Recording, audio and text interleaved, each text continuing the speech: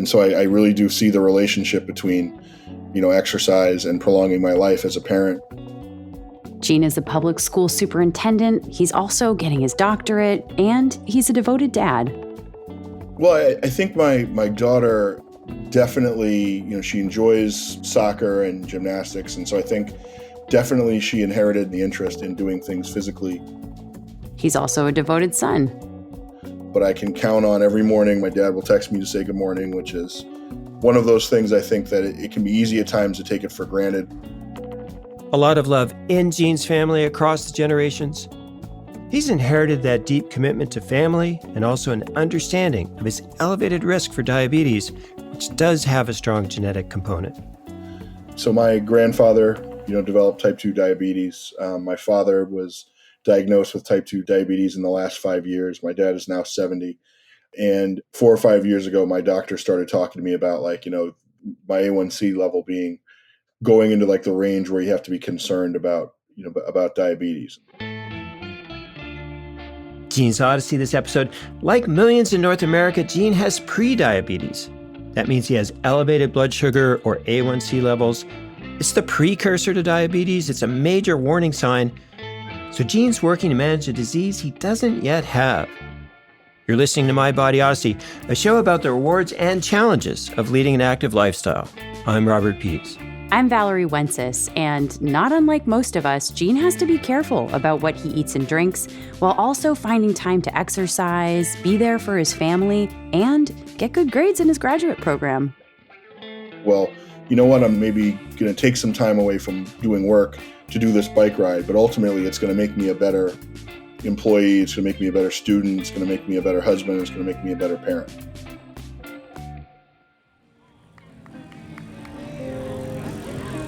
We first met Gene in the summer of 2022 at the New England Tour de Cure bike ride put on by the American Diabetes Association. It was a really warm day, 90 degrees plus at noon, with some shade along the ride and great camaraderie at the event. After completing 30 miles with friends and raising some money for diabetes research, Gene was generous enough to sit down with us and share his family's odyssey. Okay, and so Gene, this is your first time riding in the Tour de Cure, but you're no stranger to cycles, it sounds like. Yeah, so I do. I ride the Pan Mass Challenge every year. Actually, that's completed my 4th Pan Mass Challenge. Obviously, we all know so many people who've been impacted by cancer and also by diabetes, and that's something that's really impacted, my family very much. And so it's a great cause and a good opportunity to build community and do something that I enjoy. Yeah, no, that's great. And you had mentioned, but just so our audience would know, you have there's some lineage of diabetes, right? Can you tell us a little bit about? Yeah, so, my grandfather had diabetes that really impacted his health and his quality of life. And, my father now has diabetes, and I'm in that kind of, pre-diabetic category, which is why I'm out here. One of the reasons I'm out here, pedaling. Some days, it feels like you pedal to save your life. And, in a lot of ways, these sort of events, you really are, so.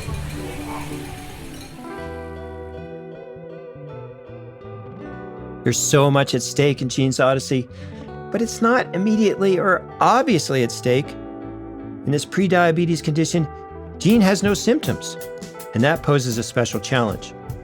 So he reached out to Dr. Michael Riddell of York University in Toronto on that point.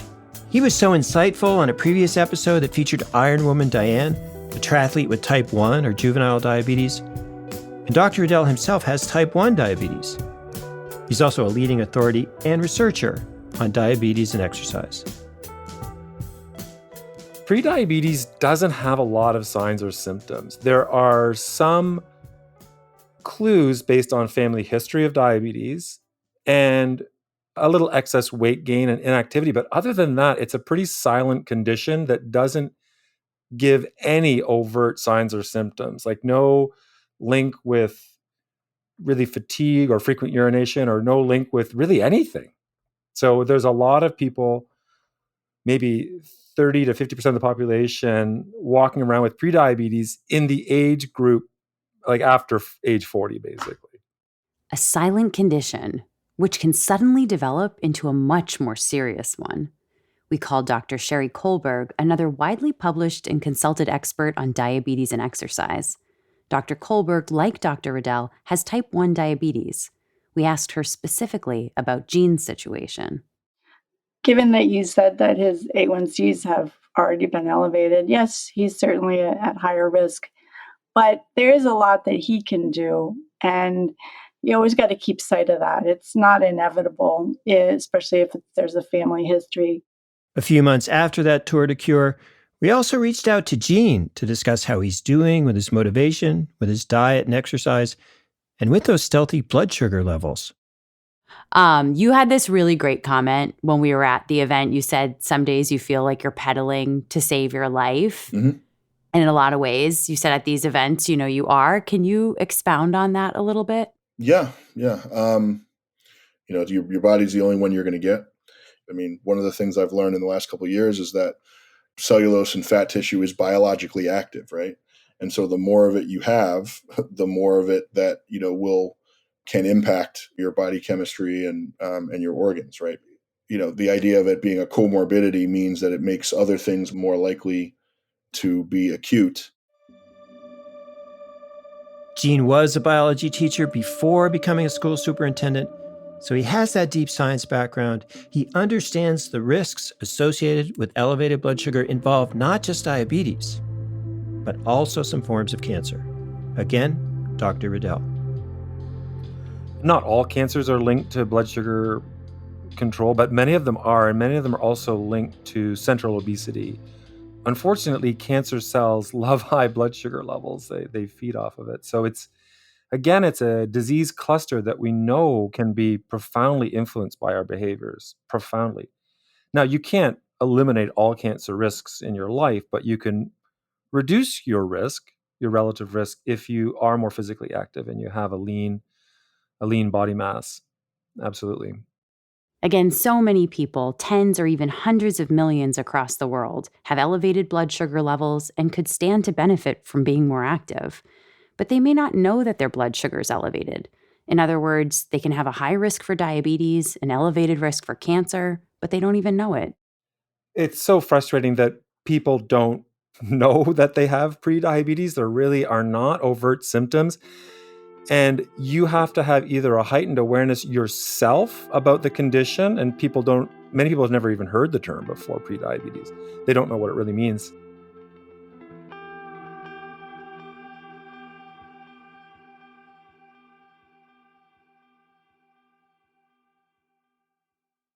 We all know we should be more active and eat healthier, but the reality is only a small percentage of people with prediabetes are able to put that advice into practice. Motivation is very difficult. It's something that all of us struggle with. Again, Dr. Sheri Colberg. Everyone seems to know that being physically active is good for you. I mean, I don't run across many people that say, oh, no, exercise is really bad for me. I would never want to do that. So then why is it then because of behavior change, and how do we change behavior easily? It's not easy to change. It takes a concerted effort. But Gene had an advantage there. He'd been a 3-season athlete in high school and a Division I track athlete in college. He knows how to work hard at a sport and make progress. Then again, he's also not a kid anymore. His body has changed. The sports he did as a younger athlete, like sprinting and football, they don't work so well for a middle-aged guy in his 40s. We're all losing some muscle mass with aging, particularly those faster muscle fibers, which Gene may have a lot of. If we're not recruiting them, you definitely lose them over time if you don't recruit them or use them. And, how many people do you know when they get to the age of 80 are sprinting a lot? They're not. So they're not recruiting those faster fibers unless they intentionally do it with something like resistance training. So there are lots of different ways to do that. So the question became, what sport helps Gene move forward on the challenge of moving away from diabetes and cancer risk? As I was thinking about eventually wanting to remain an athlete, wanting to remain very physically active and do things that were fun and exciting, but also realizing that a lot of my friends were tearing their ACLs and their Achilles and getting all those old man basketball injuries, and I didn't think that would add to my life. So I made the transition into cycling. Cycling would seem to have elements of resistance training, especially up those hills, while also burning a bunch of calories. Not to mention, it's easier on the joints. We asked Dr. Riddell if all forms of exercise are created equal. That is, in terms of blood sugar management and weight reduction. Yeah, that's a great question. We've been looking to see if there are certain types of exercise that might be more favorable for reversing this condition. And it looks like, thankfully, most forms of exercise are helpful, including weight training or resistance training and aerobic training where you're doing just brisk walking or cycling like Jean is doing. Jean had always had a bike growing up. Well, almost always. Since childhood, I've always loved riding bikes. I remember my first couple bikes as a child were kind of like your ticket to like freedom and speed and experience and also like social connection with other kids in the neighborhood. I had a silver like Suzuki Katana bike that my dad used to always say, don't leave it in the front yard. Make sure you put it away or one day you'll come out and it wouldn't be there. And of course he was right. One day I came out and someone took it. But he held on to those fond memories of bike rides as a kid. There's a long road named James Street in our town that would go, one of those roads that goes into all the towns in your area. And we would go on long bike rides. And I remember that being a big part of my childhood, going on family bike rides with my dad. But about 5 years ago, right when his dad was diagnosed with diabetes, Jean had a cycling epiphany. And I was just sitting on my couch one day on a day in August. I turned on the TV and like the coverage for the Pan Mass Challenge was on, like the news coverage. And I saw, thousands of people slogging it out through the rain. And I said, you know what? That's for me. Similar to the Tour de Cure ride for diabetes, the Pan Mass Challenge is a 2-day, 200-mile bike ride to raise money for cancer. And training for both of these rides helped shift Jean's cycling into high gear. He's now completed 4 Pan Mass Challenges and a Tour de Cure. Throughout his athletic career, which was football and basketball growing up, then track in college, it was Jean's dad who has always been his greatest cheerleader. My dad is, has been just an incredible support for me for my entire life in all of the ways that you could support someone.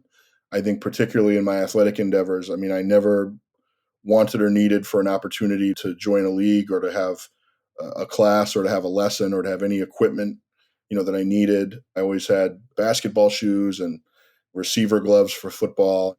And now that Jean's cycling, his dad is again providing that crucial support.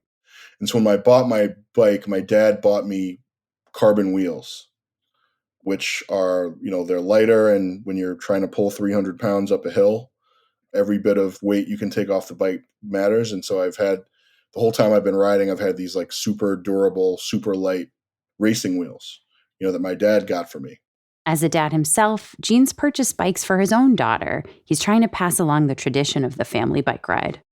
Right now I outsmarted myself with her becoming a cyclist a bit because she's very tall for her age and she outgrew her first bike.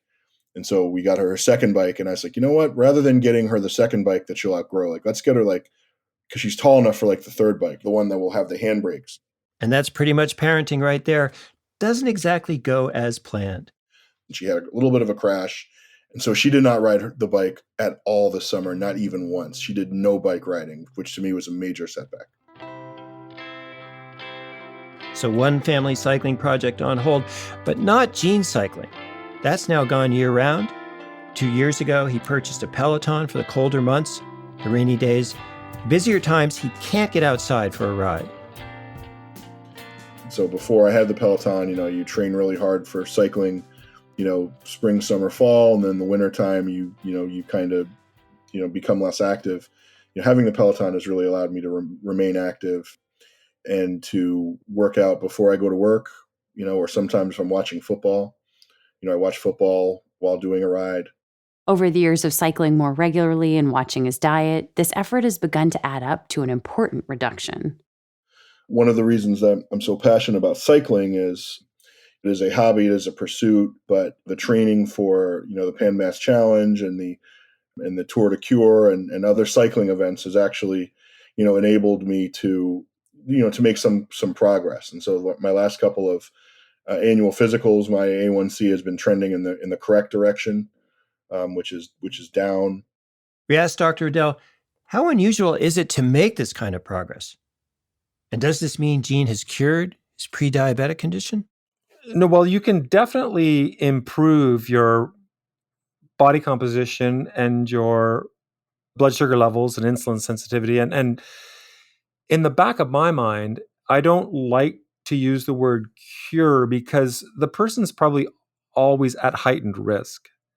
I think that they need to keep working at it because as we age, the incidence of developing prediabetes tends to go up anyway. And so I think you're in remission from prediabetes, but I tend not to use the term cured, but I'm not offended if people say they're cured because I think that's good news. We'll hear more about Gene's odyssey in an upcoming episode as he seeks to deepen his progress through diet and exercise. It's a constant challenge, but he knows well the true rewards. Gene would like to see those rewards shared as broadly as possible. At the Tour de Cure event, he spoke to us about the many students and families from school districts he administers that are not able to participate in these and other charity rides with relatively high fundraising minimums. That these communities have really high rates of diabetes and prediabetes. Whenever I'm at an event, I always try to think about who's not here and who's not represented. And so one thing, now that this is my first year doing it, one thing I'll do next year is try to share this opportunity with so many of the people I know who are cyclists in the city of Boston who may, in communities of color, Roxbury, Dorchester, Mattapan, who may not have had either the awareness or the resources to get out here. I think that there are a lot of people that are just kind of untapped. We'll check back in with Gene periodically on his own odyssey, his training for next year's Pan Mass Challenge and Tour de Cure rides, as well as his efforts to involve other participants of color in active lifestyle events to raise money while instilling really beneficial habits. My Peloton is calling to me, Valerie. Many thanks to Gene for sharing this inspiring odyssey with us. And thanks, too, to Drs. Colberg and Riddell for their expert insights. There's links, bio pages, and research in our show notes. Next up on My Body Odyssey, a truly remarkable story about an adaptive para-rower we met at the head of the Charles Regatta. The riggers weren't attached right. They fell off. The boat got unbalanced. And the next thing I know, I'm under the water. Oh my God. I know what you're thinking. A guy survives a head-on crash with an SUV only to drown while giving rowing a shot. Ron is an incredible example of courage and perseverance in the relatively new, still developing adaptive sport, para-rowing. We hope you'll join us for that episode. Share My Body Odyssey with friends and family and review us on Apple subscriptions. My Body Odyssey is a Fluent Knowledge production. Original music by Ryan Adair Rooney.